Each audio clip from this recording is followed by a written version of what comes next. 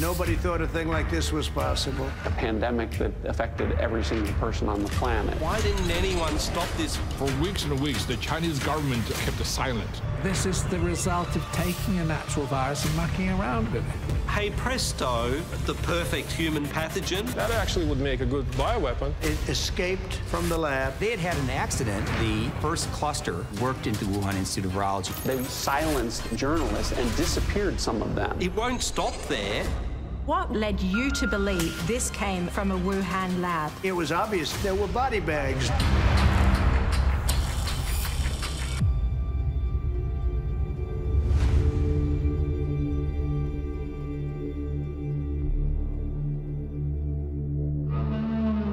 COVID-19. Like you, it wasn't until early 2020 that I started paying attention to this. Then came the investigation, then came the revelations, and then the writing. Tonight, join me as I tell you what I've discovered about where the virus came from and when it first appeared.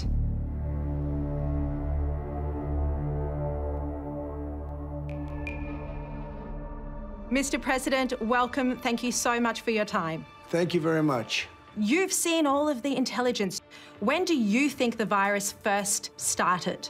Well, some of the intelligence is classified, and I can't talk about it, but common sense tells you it most likely, and when I say most likely, like 95% came from the Wuhan lab. I don't know if they had bad thoughts or whether it was gross incompetence, but one way or the other, it came out of Wuhan, and it came from the Wuhan lab.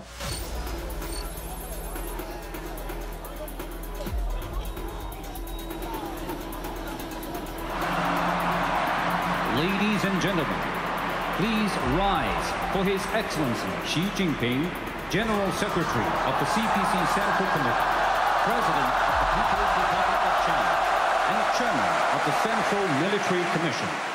They're the Olympic Games for military athletes. Held every 4 years, Wuhan was the host city in 2019.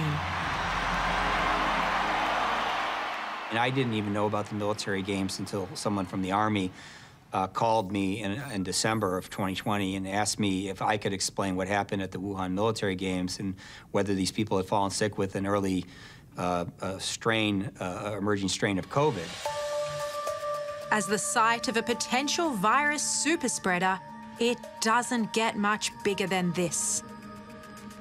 And in the weeks and months that followed, reports emerged of athletes becoming sick. It is suspicious. I mean, we do see some indications in our own data, you know, that NIH has, that there was COVID circulating in the United States, certainly in the earliest month of, you know, as early as early December, possibly earlier than that. I mean, some of these people who came back from those games were sick with something. More than 9,000 athletes were there. 2 weeks later, they returned home to more than 100 countries. Oh, I know that people got sick. I believe there were French athletes got sick. I believe there were Germans. Some Americans got sick too. But getting sick in Wuhan in that particular time frame of the kind of symptoms that are very similar to what would later known to be coronavirus symptoms, that obviously deserve investigation. No one was ever tested, but there was one man who knew something was wrong. China's most famous defector to the United States, the father of his country's democracy movement. I thought that the Chinese government would take this opportunity to spread the virus during the military games, as many foreigners would show up there.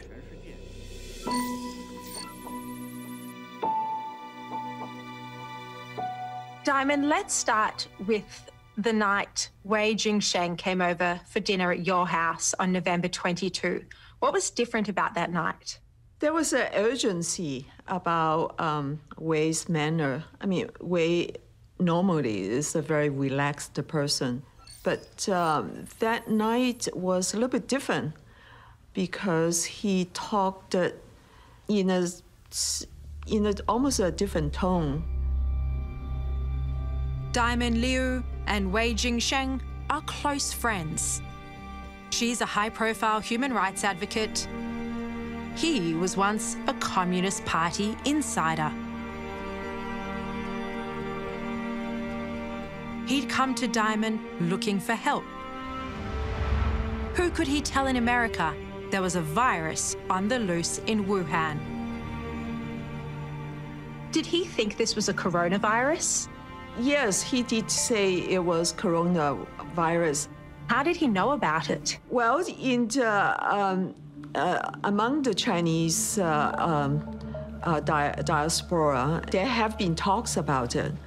And Wei, being who he is, tend to be the recipients of many information. People seek him out. Wei Jingsheng spent 18 years in Chinese prisons for standing up to Beijing. In '97, he made global headlines when he defected to the United States. Wei still has impeccable contacts high up in the party, and they were telling him a virus was spreading in Wuhan in October. When did you first hear that there was a virus in Wuhan? Was it during the time of the military games? Yes. I learned there was an unusual exercise by the Chinese government during the military games. And so I told Diamond about the possibility of the Chinese government using some strange weapons, including biological weapons, because I knew they were doing experiments of that sort. There was nothing in the news at the time. I mean, it was... No one had mentioned a thing. No, no one had mentioned a date.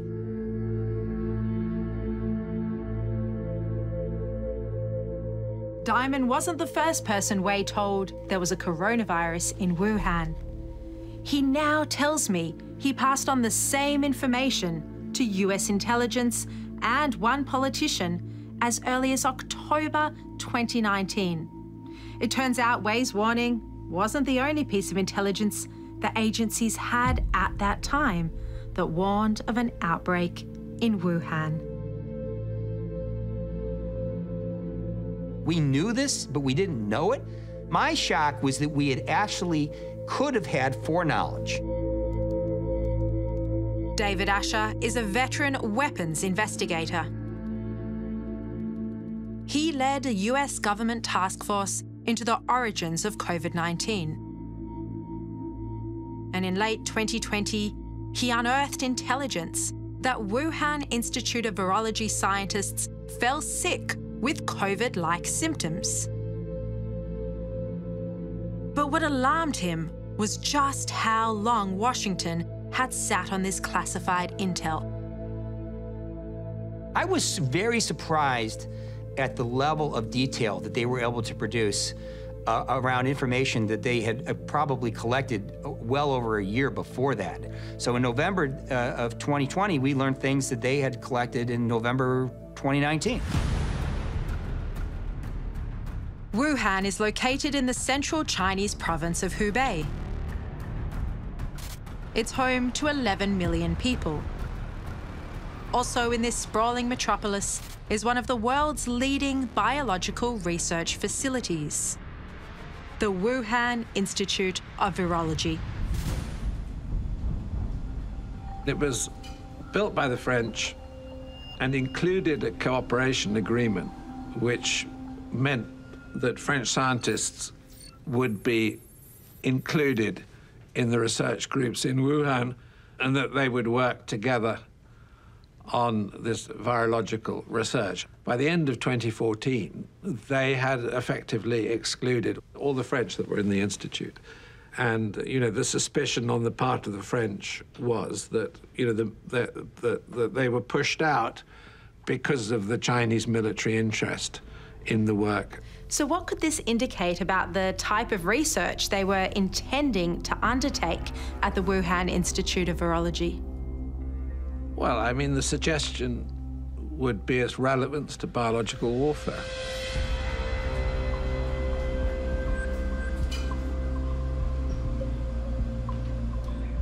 In terms of coronavirus research, what was going on in the Wuhan Institute of Virology? Well, so what we do know, I mean, is that they were one of the world's leading repository of coronaviruses. That research was headed up by Shozheng Li. They call her the Batwoman. She's China's top virologist, and her specialty, bat viruses. So it does look like COVID-19, you know, at some point did originate as a bat virus. That I think most people would accept that as a premise. The question then is more about how did those changes occur that make it unique and that make it so well adapted to humans. In 2012, Shozheng Li hit pay dirt. At a disused mine in southwestern China, 6 workers fell ill after clearing away bat manure. 3 died from a coronavirus. But Beijing covered it up and told no one. To a virologist obsessed with SARS-like viruses, that mine was a gold mine, pardon the pun, for new viruses to study. And they've returned to it at least 5 times, the Mojiang mine. That's what Xi Jinping has been doing for 2 decades. She's been going around various bat caves, mostly in Yunnan, China, and collecting bat viruses.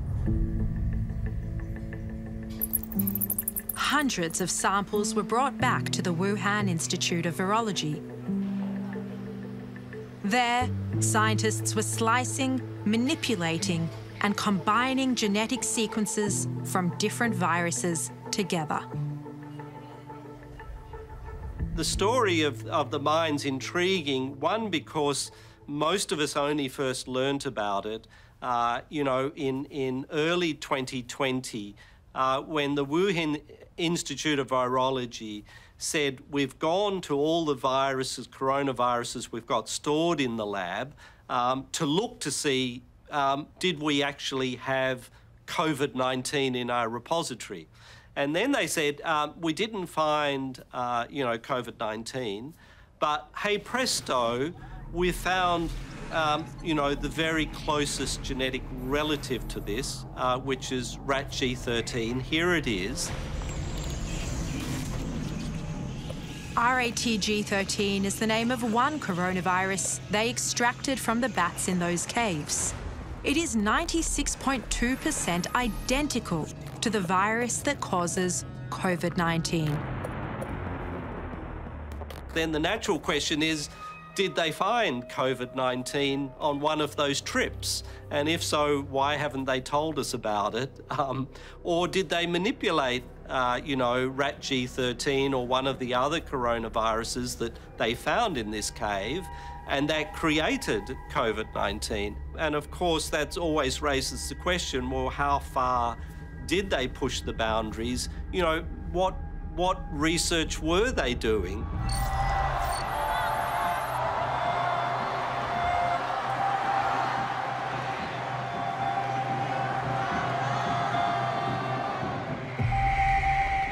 By early 2020, this administration has developed a very healthy and justifiable suspicion of a lot of things China is saying is doing and China promised to do. Miles Yu was Secretary of State Mike Pompeo's principal China advisor. As 2020 rolled in, Miles started paying close attention to Wuhan. For weeks and weeks, the Chinese government kept silent on the outbreak. They're not saying anything, as if nothing is happening. So citizen journalists are beginning to send out their videos and reports and hospital situation reports on a daily basis.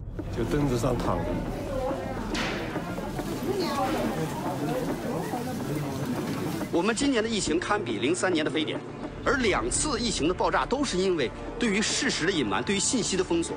我们不能一错再错了。 One of those citizen journalists is Chen Qiushi. He's also a lawyer. Chen had heard China was covering up the unfolding tragedy in Wuhan. So he went there and started posting videos. 那个护士还主动问我，你看没看网上那3具尸体停走廊里的视频？我说看了，对，那个官方已经辟谣了，但是是真的。我说啥？官方已经辟谣了，但是真的。 And then he disappeared. Mr. President, what evidence were you presented with that convinced you that it did, in all likelihood, come from a lab?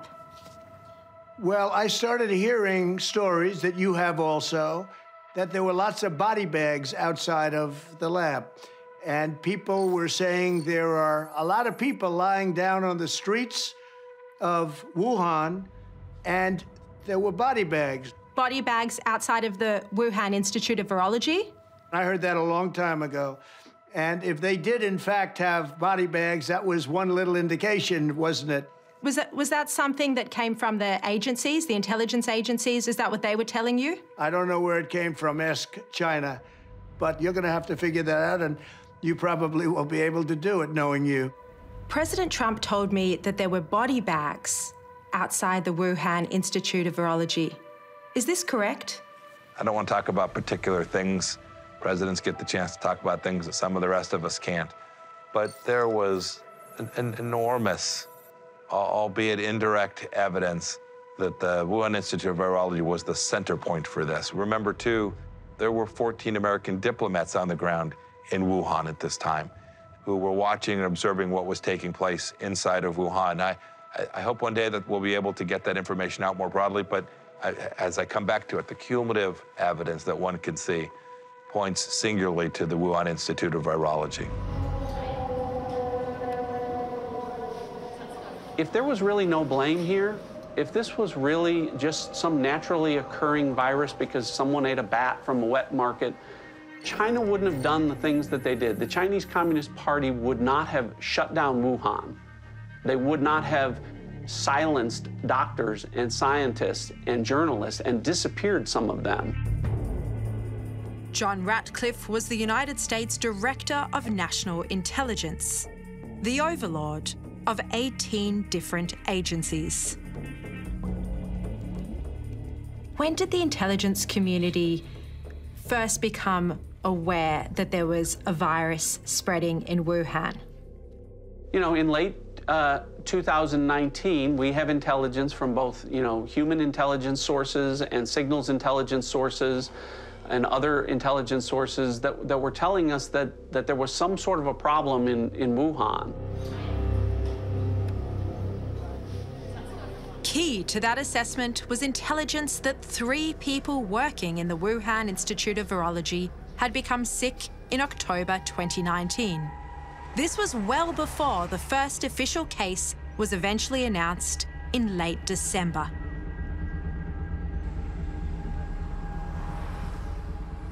What Mike Pompeo and I put out is, people became sick at the lab in October and with symptoms that became entirely consistent with what most people have experienced around the world from COVID-19.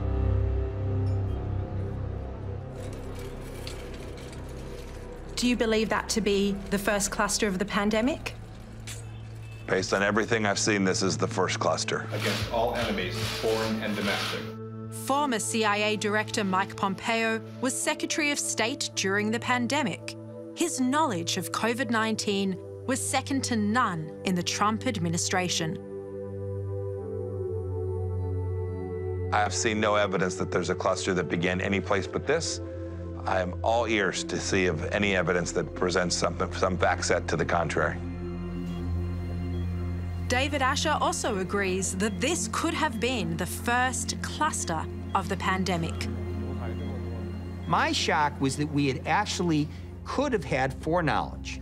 We could have known in November of 2019 that there was a disaster occurring inside Wuhan, inside their most important biological facilities, you know, where something absolutely tragic, traumatic, and dramatic was occurring, and we could have reacted to it. I said we could have, you know, the whole world could have been different. It would have been like stopping 9/11 before it happened. Which raises the question, if US intelligence knew there was a virus in Wuhan in late 2019, why didn't they do anything about it? Was this an intelligence failure?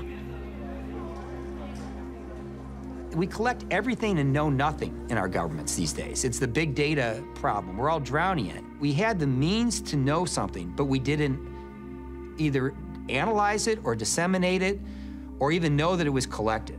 I always worry about that. As the former director of the CIA, I was always worried that we were collecting information, but we weren't able to process it sufficiently timely and get that information to the right places. Is this a pandemic that potentially could have been prevented had the intelligence agencies paid closer attention to the information that was coming in? We'll have to go look back at what was actually in the possession, what was the complexity of the information, what was the certainty of that information. Should there be a review? Sure, I think we always should go back and look at how we collected and what we knew and why it was we weren't able, that didn't send the signal up the line in a way that was, would have led to a better outcome.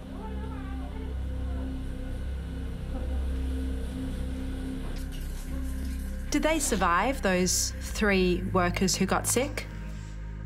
What I can say is that from the intelligence perspective is we know that some of the people that were most involved, either infected or reporting on or whistleblowing on or trying to get answers and journalists report on, have been difficult to track down later, at least from my time there. And so, you know, I think that's consistent with what the Chinese Communist Party does. Why, you know, the status of those individuals and why they've disappeared, I really can't comment on that. One of those people who was reported to have disappeared was Huan Yanglin. Is she one of the ones that we believe fell sick with COVID-19? I don't know her status, but you know, the information that you're talking about that's out in the public domain is consistent with what I've seen and what I'm familiar with. Huan Yanglin was a researcher at the Institute. In early 2020, she disappeared from its website.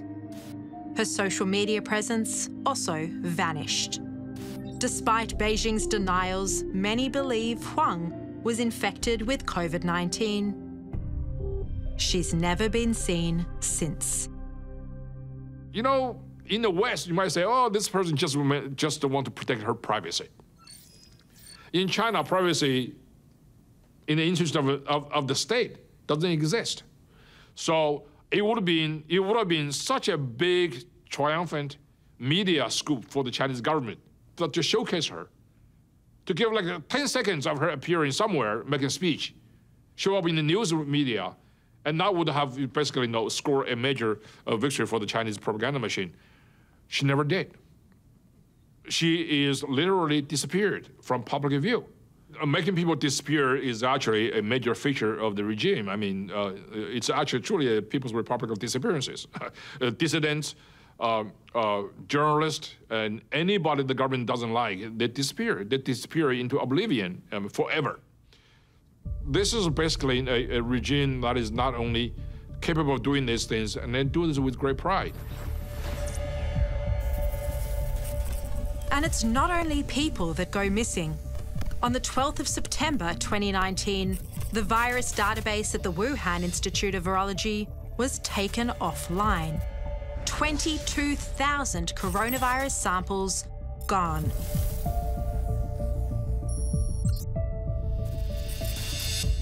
And that very same day, the Institute beefed up its security and issued a tender to replace its air conditioning system. This, in September, is when the evidence suggests a leak first occurred. What does that indicate to you about the origins of the virus and whether an outbreak might have occurred or become known to the Wuhan Institute of Virology at that early date? So I've seen data points that place it in the summertime of 2019, late summer, July, August of 2019. These are all parts of the pieces, right? This is all the cumulative weight of the evidence that suggests that it did come from this lab. And a month later, the Institute went into a communications blackout. There was no cell phone or signals activity on the compound for about 2 weeks.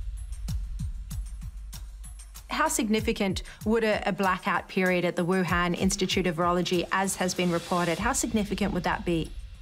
Again, it would be another circumstance that would be difficult to explain other than there was a problem that the Chinese Communist Party was aware of and was trying to deal with before it became an outbreak that was public and then ultimately a pandemic that affected every single person on the planet.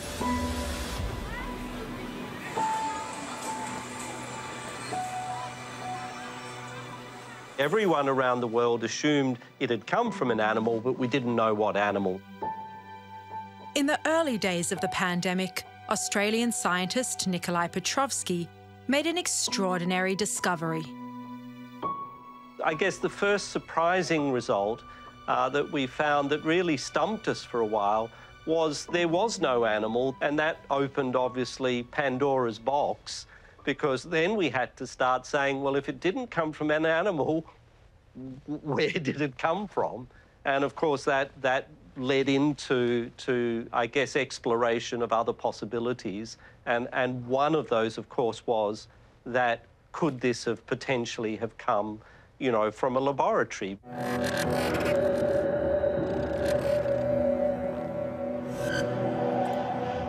在过去的30多年里，新发和突发传染病在全球范围内呈现出扩散趋势，特别是自2003年以来相继爆发的 SARS、高致病性禽流感、埃博拉等。 This video was part of the official launch of the Wuhan Institute of Virology's latest lab, BSL-4. It clearly shows there were bats in the lab. And that's a fact World Health Organization investigators said was a conspiracy. It was passed on to me by a group of scientists and researchers who've been digging into the origins of COVID-19. They call themselves Drastic. When the outbreak happened, a lot of people noticed that it's quite a coincidence that it happened in the same city where there's this premier lab studying coronaviruses. And, people were saying, well, that's suspicious. And everybody who said there could be more to it, they were called conspiracy theorists. Yuri Dagan is a genetic engineer. From Moscow, he watched COVID-19 spreading around the world. In April 2020, Yuri wrote an essay arguing that the animal-to-human theory just didn't stack up. Can you detail some of the issues that you uncovered in that Medium paper that were just so crucial? Basically, it's that the Wuhan Institute of Virology, that is located at the epicenter of the outbreak, has been creating chimeric, genetically modified coronaviruses for many, many years. And they've been putting these spike proteins from different viruses in their backbones and then studying how well does that infect human cells. Just this alone formed a very plausible argument that this is actually the lab that hosts so many different coronaviruses, explains the lab leak the best. Yuri, this was highly risky coronavirus research that was happening at the Wuhan Institute of Virology, and no one seemed to be paying any attention to it. Yes, this kind of work of very dangerous, potentially pandemic pathogens, being made more transmissible and potentially more lethal to humans, nobody paid attention to it because nobody cared about this kind of work in virology until the outbreak happened.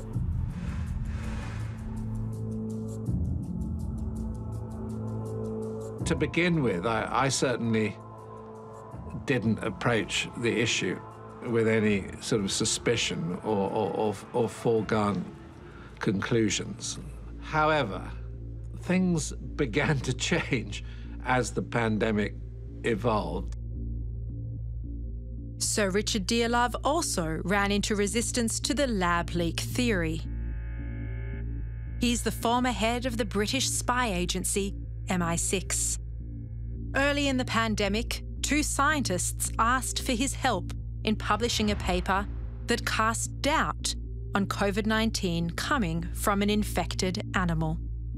We approached Nature, we approached Science, we approached the American Journal of Virology, we approached various publications in the UK, and it was clear to me that there was a sort of united front not to put anything in the public domain which questioned the Chinese narrative. How disturbing is this censorship?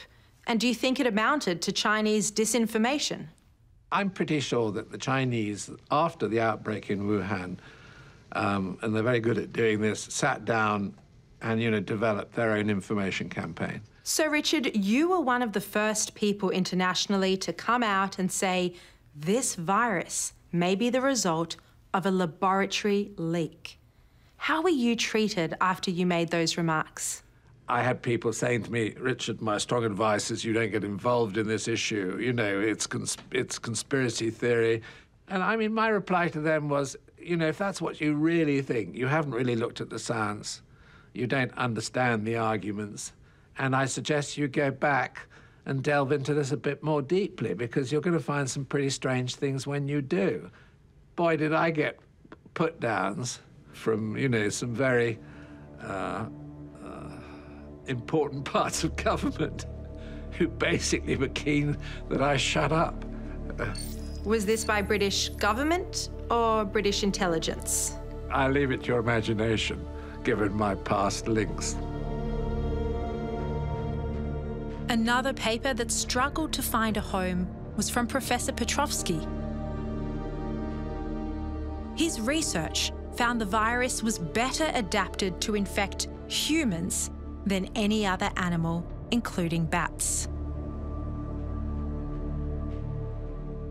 And we thought the scientific journals, particularly the leading ones, would actually jump on this paper because they like to have papers that are very topical, that are going to get a lot of media attention.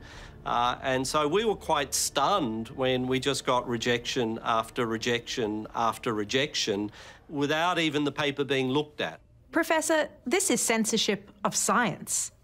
Absolutely. And of course, the more this happened, the more indignant I and my colleagues, who were authors of the paper became, because, again, science is not about politics. It's not about, only finding nice things. It's about, what is the truth? What are the facts? It's a sad story of unprincipled compromise in face of an authoritarian regime. And also, it is also a sad story of political wokeness, because the reason many scientists sign on to that kind of rhetoric, to accuse anybody who's seriously interested in the possibility, not the certainty, but the possibility of a lab leak, as simply racist. It is my profound honor to address the United Nations General Assembly. We must hold accountable the nation which unleashed this plague onto the world, China.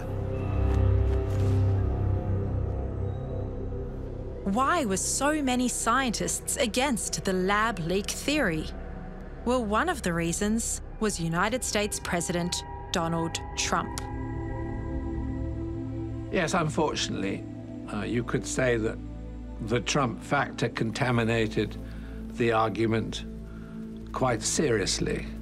And I think there were a significant number of prominent scientists who did not want publicly to appear to be supporting Trump.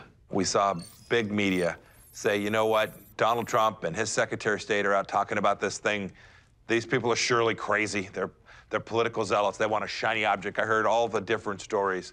But of course, as we unpack it, as we accumulate data, science, evidence, facts, it's more clear than ever that the virus came from this laboratory. In early 2020, the medical journal The Lancet published a letter from a group of scientists saying the lab leak was a conspiracy. The man behind the letter was Peter Daszak.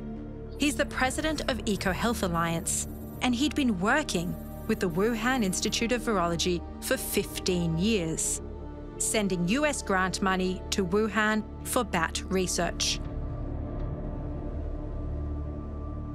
He's the absolute expert on bat-borne coronaviruses in the United States and their epidemiology, and that he assures us that the Chinese had provided him personally with proof to make it clear that this had come out of nature.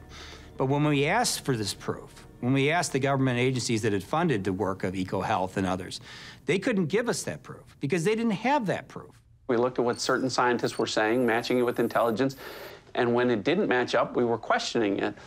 But then as we looked more closely at the Wuhan Institute of Virology, you know, what a lot of scientists like Dr. Fauci and Peter Daszak were saying was, there's no live bats there, there's no gain-of-function research there, there's no military there, and we had intelligence that was telling us that all of those things were occurring there.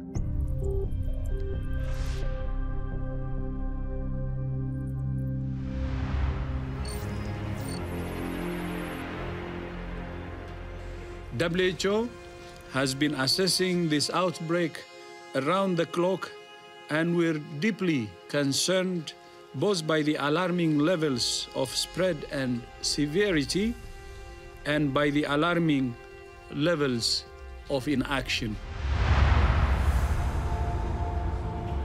It took more than 12 months from the start of the pandemic for the World Health Organization to finally send a team to Wuhan to investigate the origins of the virus. The US submitted the names of 3 officials, but one they didn't suggest was picked, Peter Daszak. What we did see on the animal side is clear evidence that the Chinese scientists showed us. They found this information out from the market, that there was a pathway into that market of animals that we know are coronavirus reservoirs, are able to carry coronaviruses from places where the nearest related viruses are found. If you're telling us it came out of nature, you gotta give us proof. When we looked for proof for zoonosis through all of the cable traffic, all of the intelligence, everything, we could find almost nothing. It's crazy, absolutely crazy. That Daszak was the guy. He was incredibly compromised in that sense. He should have recused himself. He should have said, nope, I can't be part of that. I was connected to this. I was involved in the funding of things that were taking place at this laboratory. It made no sense to put him on that group. He should have seen that himself, and certainly the leaders who were making the decisions about who to have be part of that commission should have seen that this conflict of interest would deny their report, whatever it was they were going to put out, the credibility that I know they hoped that they would have. As to the possibility of COVID-19 coming from a lab, the WHO report found it extremely unlikely. They spent just 3 hours at the Institute, and even Tedros walked away from the findings.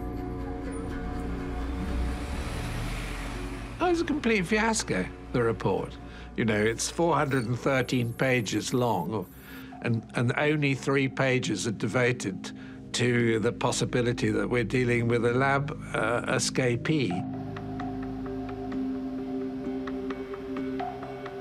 Well, the WHO is controlled by China. I dropped out of the World Health Organization. I thought it was ridiculous. They were late, they were wrong. They advised against travel restrictions. They objected to your travel ban from China. Well, they really did what China told them to do, if you think about it. They were like a mouthpiece for China. How beholden was the WHO and Dr. Tedros to China? Deeply beholden. Dr. Tedros owed his leadership role at the WHO to deals that were cut with the Chinese Communist Party. Dr. Tedros couldn't have been that next leader without the support of the Chinese Communist Party. And then we saw the behavior on the ground where he talked about how wonderful the Chinese Communist Party was behaving. They were doing all that they could. And we now know nothing could have been further from the truth. Again, this was the tragedy, the central tragedy of the end of 19, the beginning of 20. It became political, not scientific. It became driven by personal incentives and not the data set. Do you think there should be an investigation into Dr. Tedros's ties to China?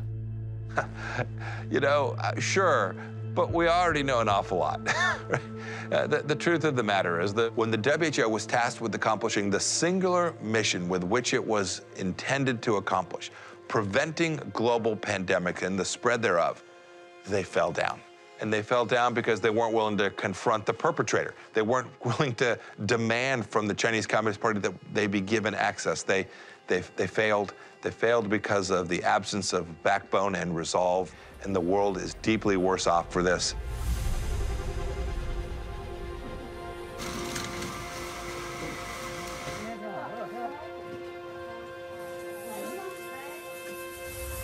P4实验室是目前世界上生物安全等级最高的实验室，也是最安全的实验室。实验室的建成，标志着我们国家的科研人员能够在自己的实验室当中开展烈性病毒的一些研究工作。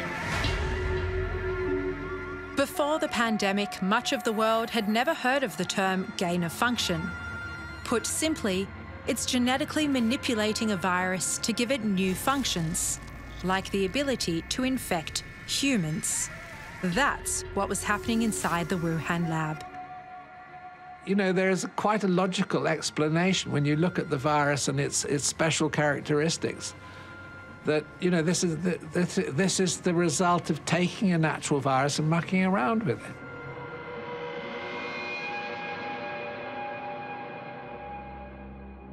COVID-19 is like a Frankenstein virus, and it looked to many scientists like it had been cobbled together, because it has a bat virus backbone with a pangolin virus spike protein and a unique furin cleavage site in the same spot where Chinese scientists were genetically tweaking viruses.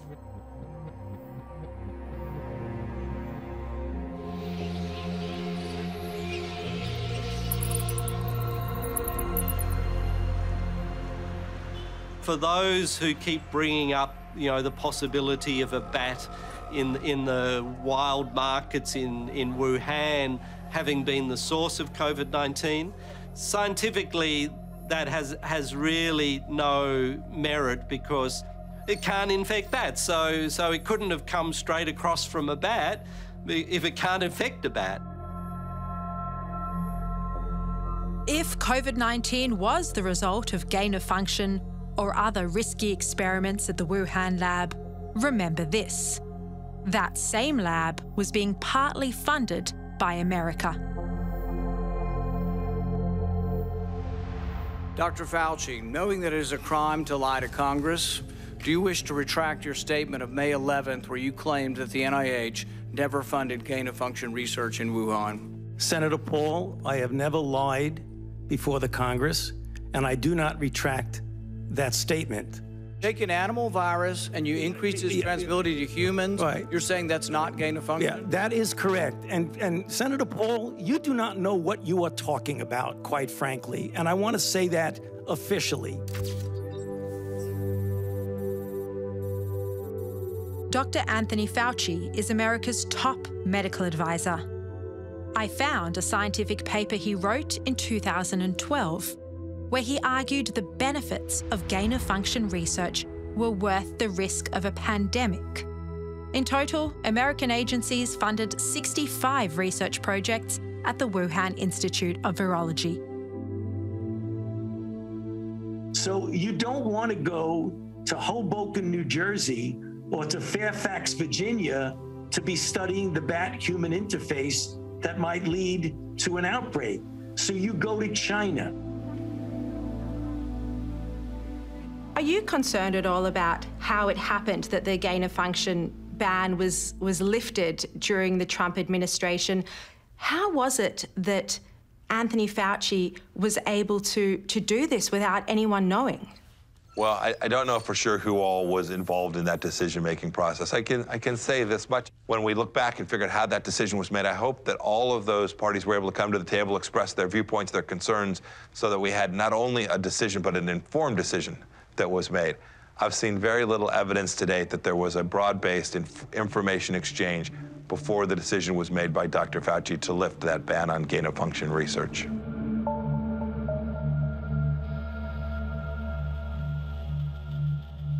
Mr. President, Anthony Fauci, did he ever once mention to you that the Wuhan Institute of Virology was genetically manipulating coronaviruses? Well, no, he didn't. And, you know, Anthony's been in government for many, many years. He's a bureaucratic kind of a guy, a very great promoter. I give him an A+ as a promoter and probably a C or a D as a doctor. We now know from emails that have been released under the Freedom of Information Act that he was getting his advice from the likes of Peter Daszak, a Wuhan collaborator. At the same time, he was telling you that this was a natural virus, while at the same time, behind the scenes in emails, he was having discussions about whether this might have been genetically manipulated. Does that shock you? Well, he was dealing with them, certainly, and my thing was a little bit different. I just wanted to stop it. Whether it developed one way or the other, I just wanted to stop it. But it's important to know where it came from. It's extremely important to know how it developed. Fauci was dealing with them, and I guess they were even making payments for certain kinds of research. And I ended that, too. I stopped that. When we found out about that, he was doing that during the Obama years. And when I found out about it, I said, can you imagine that the United States is making payments to a Chinese lab? So just that on its face didn't make sense, but I stopped that. The Obama administration did hit pause on gain-of-function research, though, and that was lifted under your watch. Why did you allow the gain-of-function research to continue? Well, I think probably people that worked for me looked at it, and at one point they might have done that, but ultimately what we did was we shut it off. We shut the whole thing off, and we stopped making payments that were approved much earlier than our administration. Do you regret now not paying closer attention? I mean, this gain-of-function research is extremely risky, you know, banned under the Obama administration and then kick-started in 2017 under your watch. Yeah, no, I think we've done an incredible job between the vaccine and between all of the Operation Warp Speed. I think we did a great job, and people are now starting to see what a great job we did.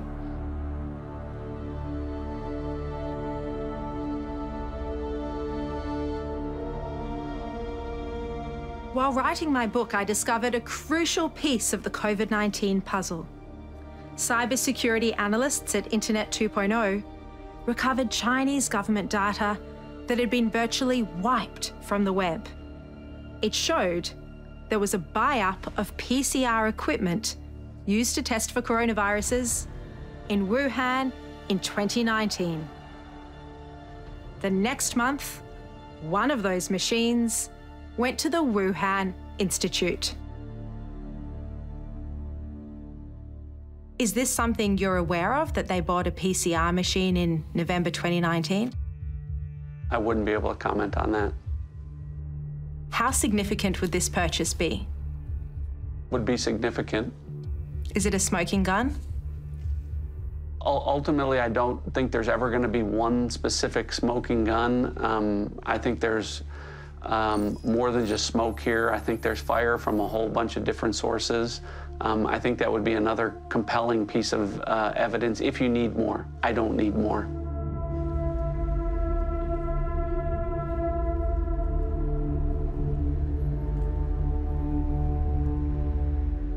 Mr. President, I just want to ask you about this idea that the Wuhan Institute of Virology has strong ties to the Chinese military and was working on secret projects with the Chinese military. Do you think SARS-CoV-2 was developed as a bioweapon?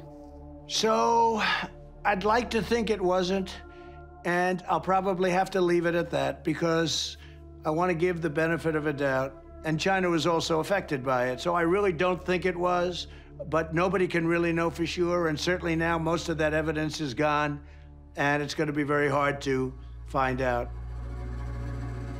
That evidence was the viral database which was taken offline by the Institute.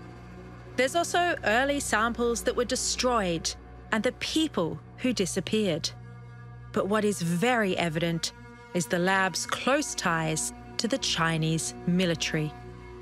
It's definitely possible that the Chinese have been working on a bioweapon.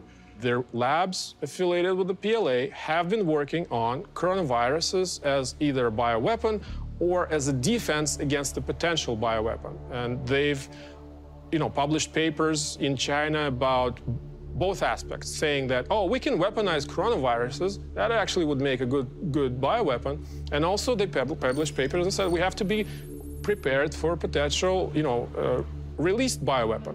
Whether this precise, virus is the result of a bioweapons program, I highly doubt it, but I could not rule it out. Nor is David Asher ruling it out. In fact, the former COVID-19 investigator believes something went badly wrong inside the Wuhan Institute of Virology.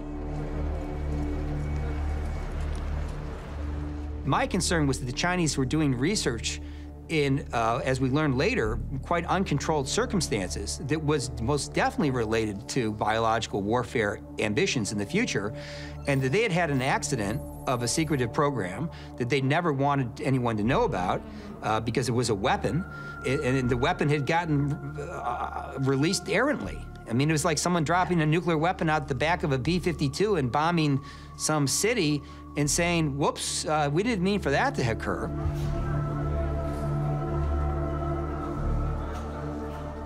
Do you think this was an accidental or deliberate release of COVID-19 from China? So I think it was probably an accident. I don't think it was on purpose. If it was, that's essentially war. I don't think it was on purpose. I think it was incompetence. Scientists walked out and had lunch outside in a park or something with the girlfriend, and he had it and she had it. Was that patient zero, that scientist from the lab? I don't know if it's patient zero or patient something else, but that's one theory. Do you know how he was infected? I think that it was incompetence. I think that it escaped from the lab through incompetence. And they've also had some safety problems, as you know, at that lab. Has the United States spoken to defectors who worked in the lab, who blew the whistle on what happened? I really can't talk about that. Yeah, I cannot talk about that. I won't be really allowed to talk, nor would I want to. Few people in our nation's history have been more challenged or found a time more challenging or difficult than the time we're in now. Once-in-a-century virus that silently stalks the country.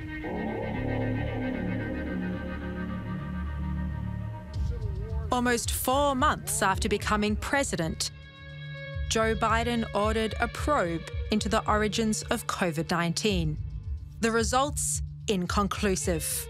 The report found 2 causes plausible.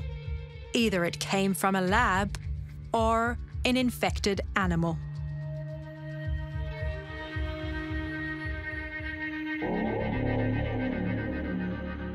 Is there still major intelligence that goes to proving the virus came out of the Wuhan Institute of Virology that's still not in the public domain?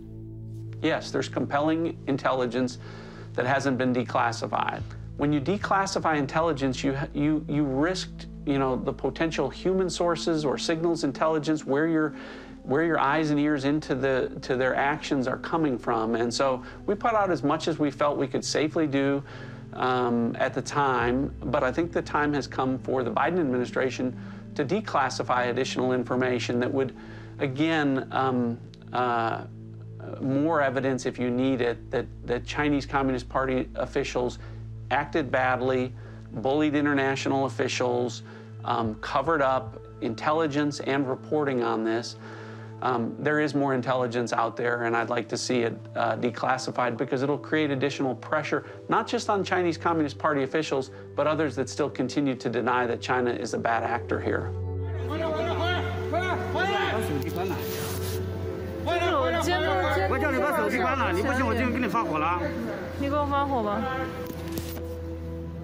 We had an opportunity in January 2020 to eradicate this virus out of the whole human population, and that's really sad. Because, you know, in 50 years' time, our children's children, you know, might one day look back and say, why didn't anyone stop this virus when you had the opportunity in that first few weeks?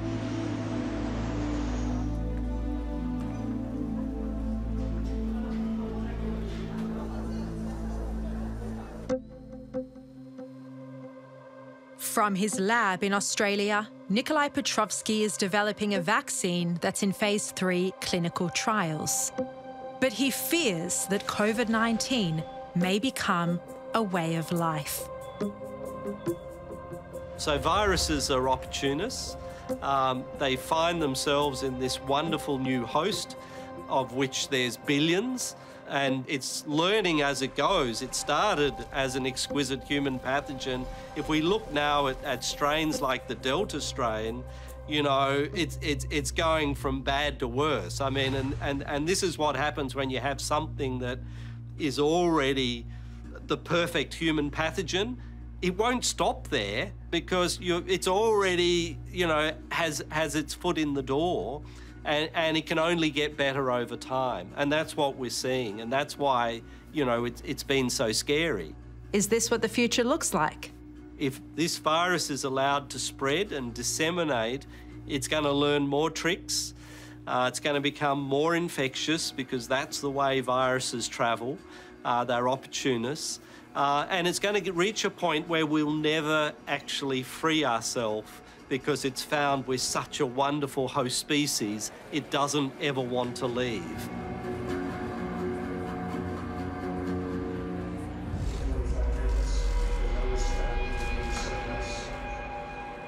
How do you think this global pandemic, this crisis of a potential laboratory leak could impact on Chinese leadership?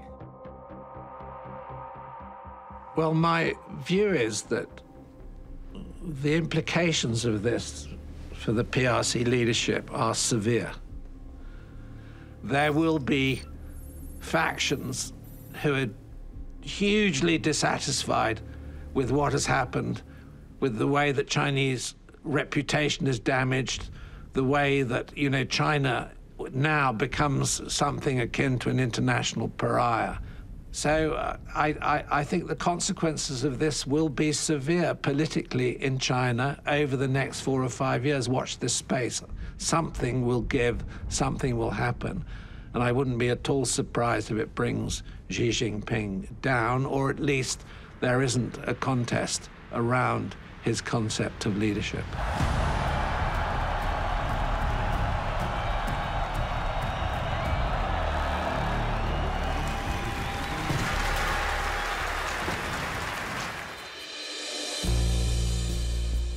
And as for two of the most senior members of the Trump administration, they are in no doubt about what really happened in Wuhan. Well, listen, the people that had the most access to the most intelligence are telling you that the most likely origin of COVID-19, of the Wuhan virus, was what happened, was a lab leak at the Wuhan Institute of Virology. This is really most likely what happened, and it's more than just a possibility. It's certainly a probability, and it's probably a certainty. The other thing that the cover-up tells you is the absolute absence of humanity of these leaders. They are willing to allow people to die. They don't care about human life. They don't value them the way that people in the West, in the United States, and Australia do. They are prepared to let millions of people die if that's what it takes to protect their regime.